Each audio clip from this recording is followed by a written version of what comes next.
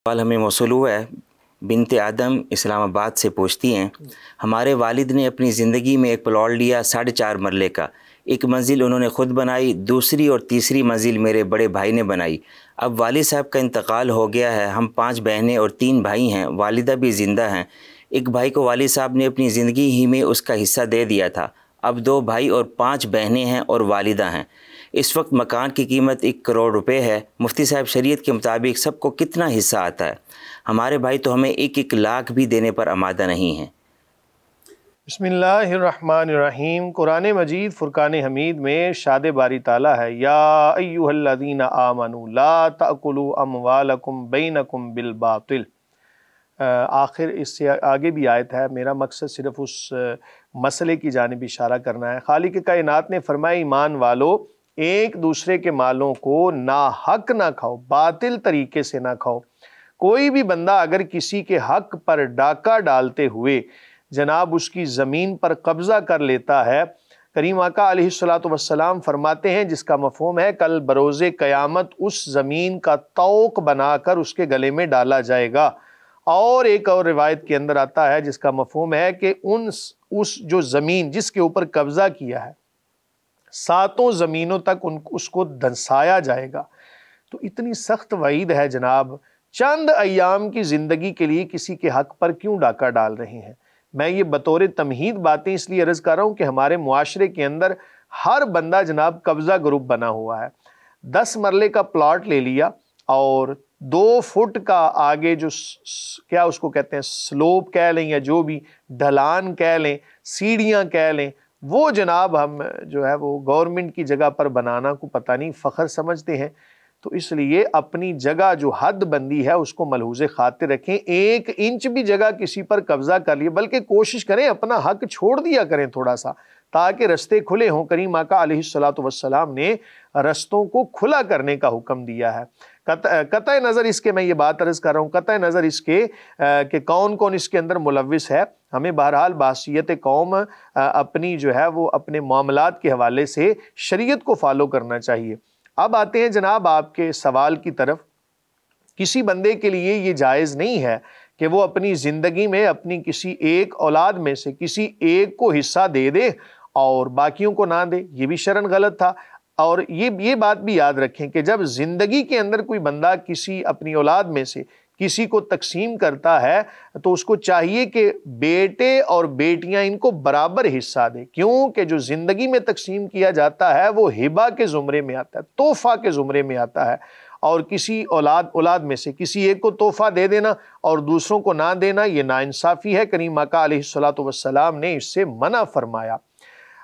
एक और बात भी याद रखें, बाज़ दफ़ा होता ये है कि बड़ा भाई वो जनाब वालिद साहब की ज़िंदगी में अभी अलहदा नहीं हुआ और अपने जनाब अलहदा से प्लॉट बनाता रहता है, अपनी अलहदा से जनाब प्रॉपर्टी बनाता रहता है, जायदाद अलहदा बना लेता है और कहता जी ये मैंने अपनी मेहनत से हासिल की। याद रखें कि जब तक वालिद साहब ने डिक्लेयर नहीं किया आपको अलहदा, तो आपने जो भी कमाया वो आपके वालिद की प्रॉपर्टी में शामिल होगा। आपके सवाल के अंदर जो आपके वालिद साहब ने एक बिल्डिंग बनाई थी, उसके ऊपर आपके भाई ने जो बनाया था वो सारे का सारा आपके वालिद साहब की मिल्कियत है। और ये कहना कि ऊपर वाला हिस्सा मेरा है और नीचे वाला वालिद साहब ने बनाया, ये गलत है, जुल्म है। इससे अल्लाह ताला का खौफ करें जनाब वो लोग कि जो ऐसे मामलात के अंदर बहनों को हिस्सा नहीं देते। और जब कोई बंदा दुनिया से, ये ठीक है जो मामला हो चुका, वालिद साहब ने अपनी ज़िंदगी में जो मामला किया गलत वो हो चुका।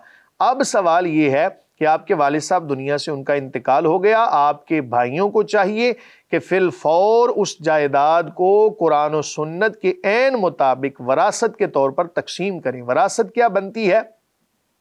आप जनाब 8वां हिस्सा बेवा को मिलेगा ऐसी सूरत हाल के अंदर, और 2-1 की निस्बत से बहन और भाई सब के माबैन इस जायदाद को तकसीम किया जाएगा। 1 करोड़ है तो उसमें से 8वां हिस्सा आपकी वालदा को मिलेगा और बाकी जितना भी बच जाए उसको आप 2-1 की निस्बत से तकसीम कर लें। 5 बहनें हैं तो इसके जनाब 10 हिस्से बना लें। जितने भाई हैं 5 बहनें हैं तो उनके 5 हिस्से बना लें और जितने भाई हैं उनका डबल हिस्सा बनाकर इसको तकसीम कर लें।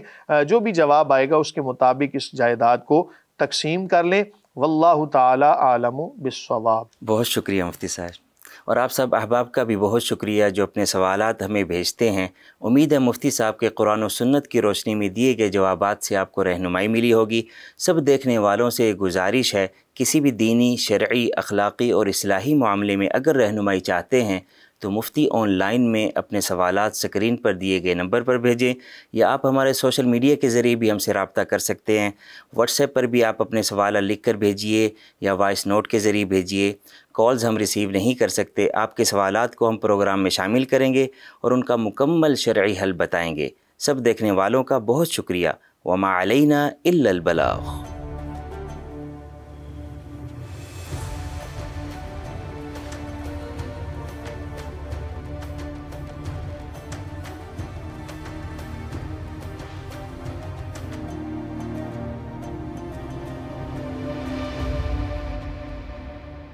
سب دیکھنے والوں کا بہت شکریہ۔ وما علینا الا البلاغ۔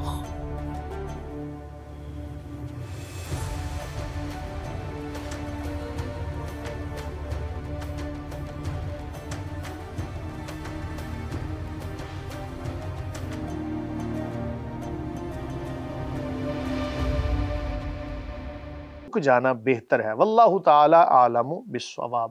جی مفتی صاحب، ایک سوال ہمیں موصول ہوا ہے۔ بنت آدم اسلام آباد سے پوچھتی ہیں، ہمارے والد نے اپنی زندگی میں ایک پلاٹ لیا 4.5 مرلے کا، ایک منزل انہوں نے خود بنائی، دوسری اور تیسری منزل میرے بڑے بھائی نے بنائی۔ اب والد صاحب کا انتقال ہو گیا ہے، ہم 5 بہنیں اور 3 بھائی ہیں، والدہ بھی زندہ ہیں۔ ایک بھائی کو والد صاحب نے اپنی زندگی ہی میں اس کا حصہ دے دیا تھا، اب 2 بھائی اور 5 بہنیں ہیں اور والدہ ہیں۔ اس وقت مکان کی قیمت 1 کروڑ روپے ہے۔ مفتی صاحب، شریعت کے مطابق سب کو کتنا حصہ آتا ہے؟ ہمارے بھائی تو ہمیں 1 لاکھ بھی دینے پر آمادہ نہیں ہیں۔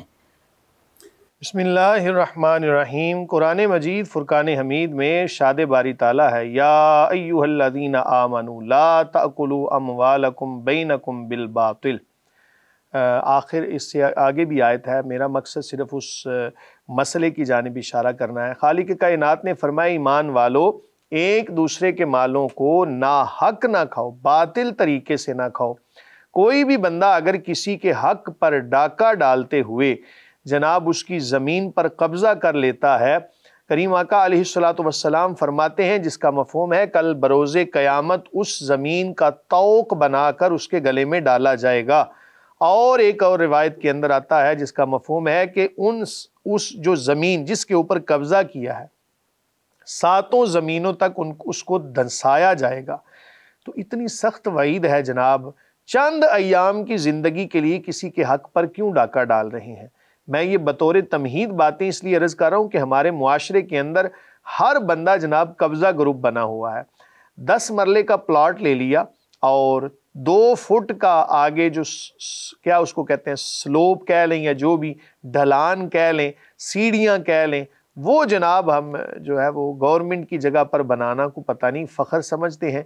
تو اس لیے اپنی جگہ جو حد بندی ہے اس کو ملحوظ خاطر رکھیں۔ 1 انچ بھی جگہ کسی پر قبضہ کر لیے، بلکہ کوشش کریں اپنا حق چھوڑ دیا کریں تھوڑا سا، تاکہ رستے کھلے ہوں۔ کریم آقا علیہ السلام نے رستوں کو کھلا کرنے کا حکم دیا ہے۔ قطع نظر اس کے، میں یہ بات عرض کر رہا ہوں، قطع نظر اس کے کہ کون کون اس کے اندر ملوث ہے، ہمیں بہرحال بحیثیت قوم اپنی جو ہے وہ اپنے معاملات کے حوالے سے شریعت کو فالو کرنا چاہیے۔ اب